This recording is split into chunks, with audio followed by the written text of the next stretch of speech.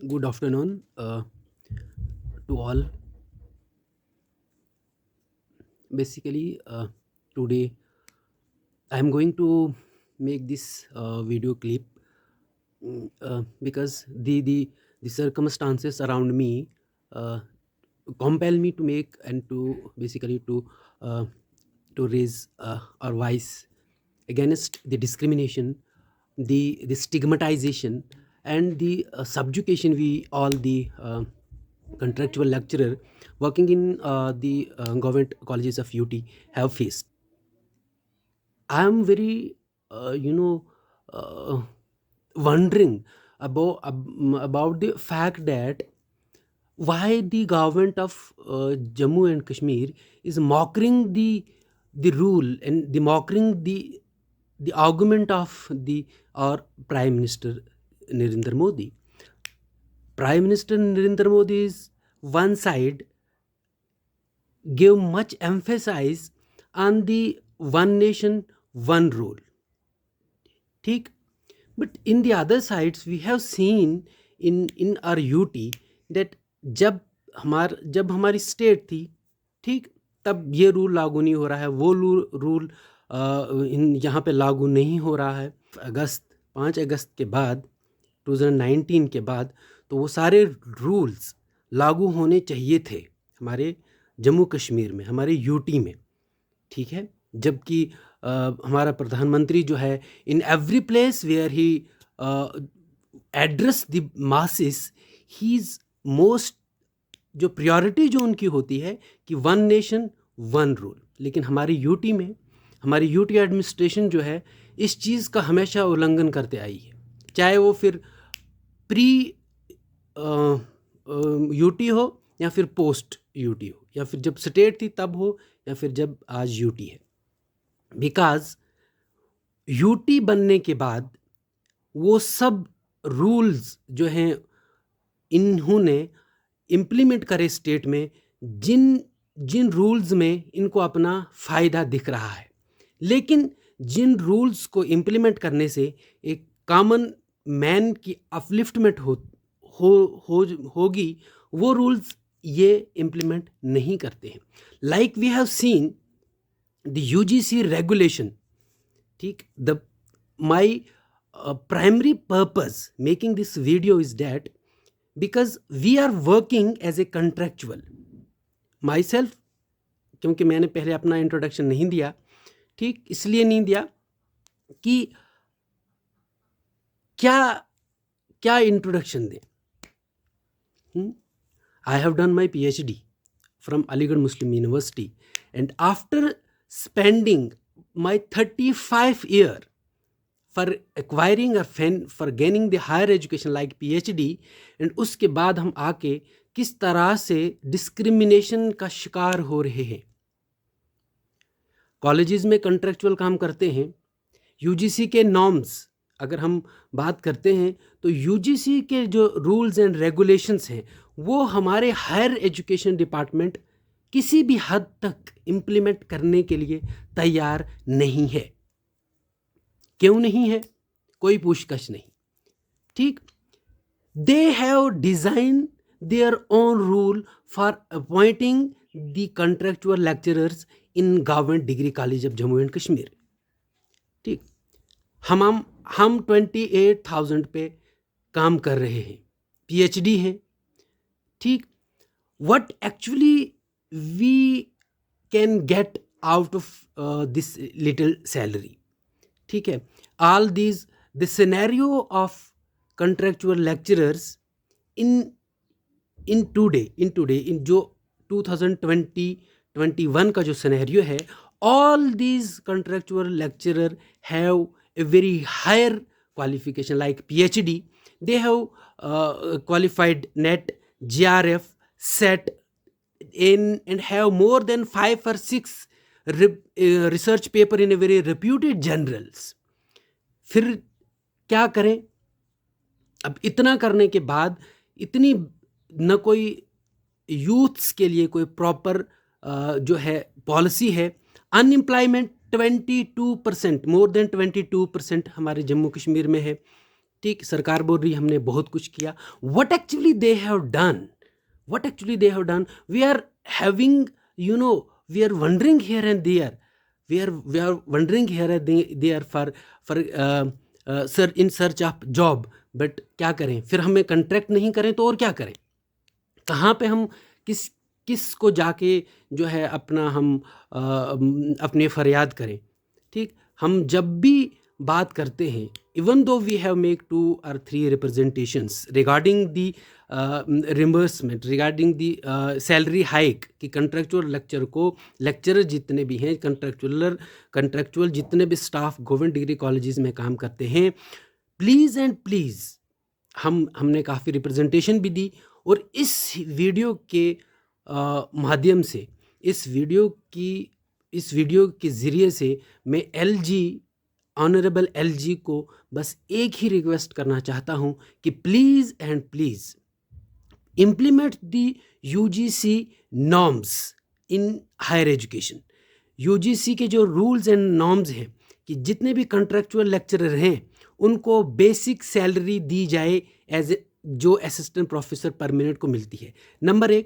Number 2, हमारे government degree colleges में lecturer का एक पोजीशन है, जो नॉमक्लेचर्स हैं, उसमें कहीं भी आप देखिए कि कॉलेजेस में लेक्चरर नहीं होते हैं.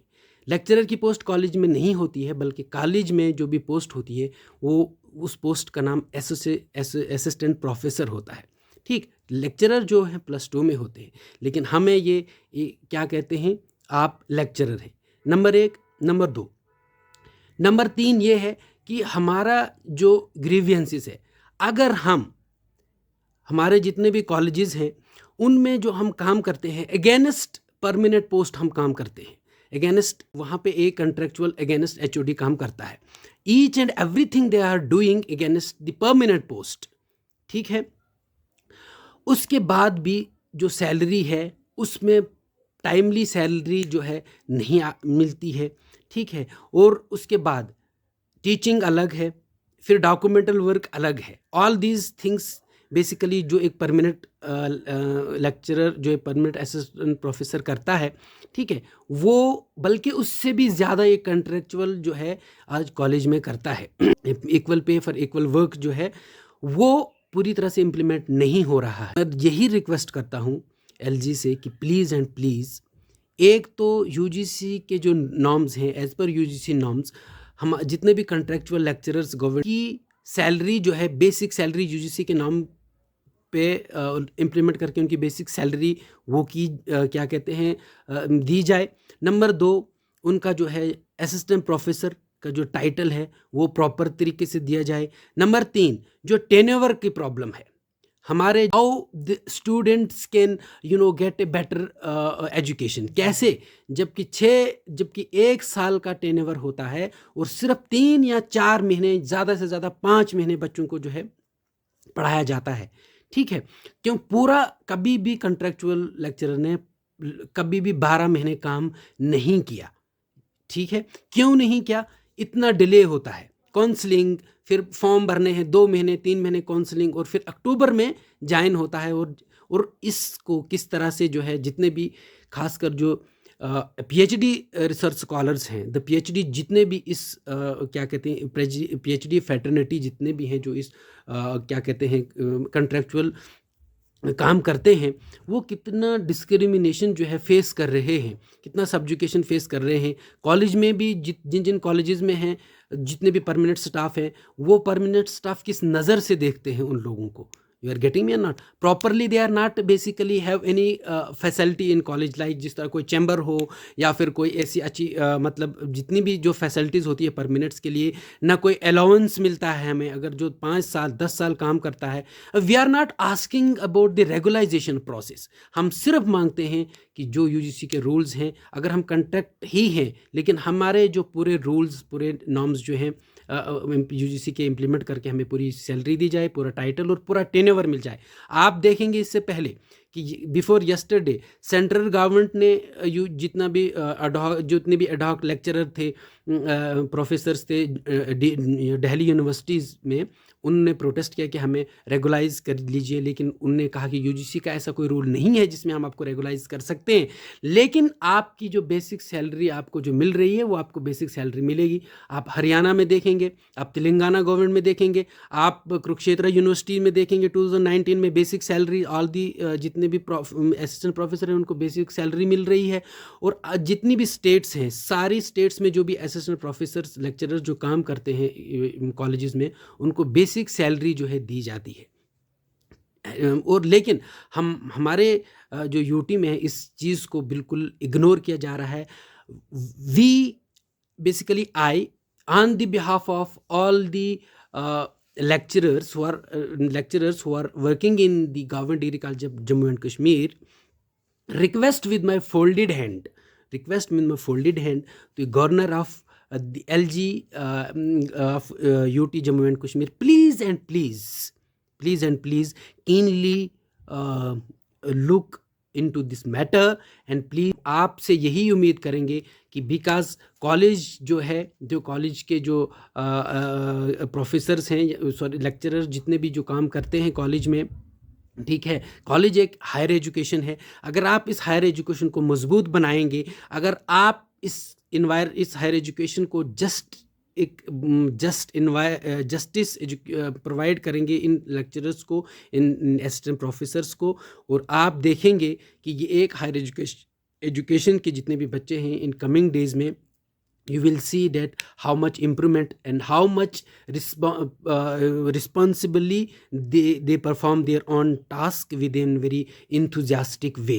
So इस in last पे मैं यही कहूँगा, again I request the LG please implement the UGC rules and in higher education, क्योंकि यहाँ पे इतने youths जो है unemployed जो जितने भी suppose करते हैं PhD स्कॉलर्स हैं वो यहाँ पे काम करते हैं ज़्यादा से ज़्यादा इस 2021 में, और हम आपसे यही इल्तिजा करते हैं कि आप इस हमारी आवाज़ को सुन के और इस पे आप ज़रूर एक स्टर्न एक्शन लेंगे।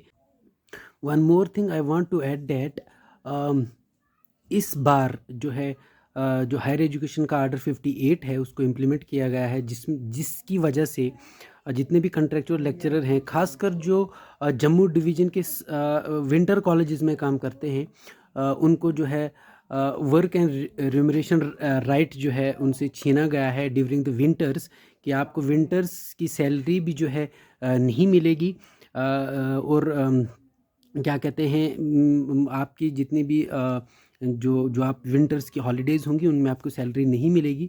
बस मैं ये रिक्वेस्ट करना चाहता हूँ कि इसमें हमारी क्या गलती है, ठीक है। जो एक ही जम्मू तो एक ही है, जम्मू डिवीज़न में एक है, विंटर भी है समर भी है, और जितने भी विंटर कॉलेजेस जम्मू डिवीज़न में आते हैं उनकी जो विंटर ब्रेक्स होती है वो मिड सेशंस में आती है, ठीक है। तो हमारा जो मिड सेशंस में आती है, और हमारी जो टर्मिनल हॉलीडेज़ होती हैं वो जून जुलाई में होती हैं, और आप जो है हमें अगर 2 महीने आप हमें यहाँ पे 1-1.5 महीना आप ये मतलब जनवरी फरवरी वाला काटेंगे, फिर आप जून जुलाई वाला और हमारे 2 महीने काटेंगे, ठीक है। तो हमारे 4 महीने जो हैं आप रिड्यूस कर रहे हैं, हमारी उनकी सैलरी भी आप हमें नहीं दे रहे हैं। और अगर ये बोल दीजिए कि अगर हम काउंसलिंग एक ही हो रही है, ठीक है, अगर सीरियल नंबर 1 जो है मेरिट पे किसी भी विंटर कॉलेजेस में सेलेक्ट होता है, और सीरियल नंबर 5 या 6 समर जोन के कॉलेजेस में, जम्मू डिवीज़न में जो समर जोन की कॉलेजेस है वहाँ पे वो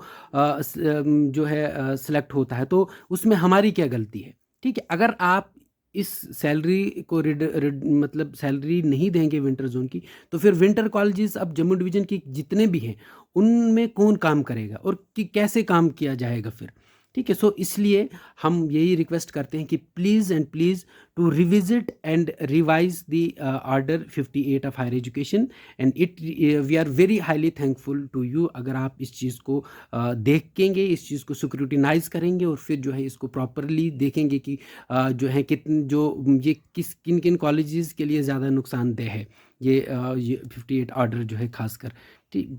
तो ये आपकी बहुत बड़ी मेहरबानी होगी। Thank you very much.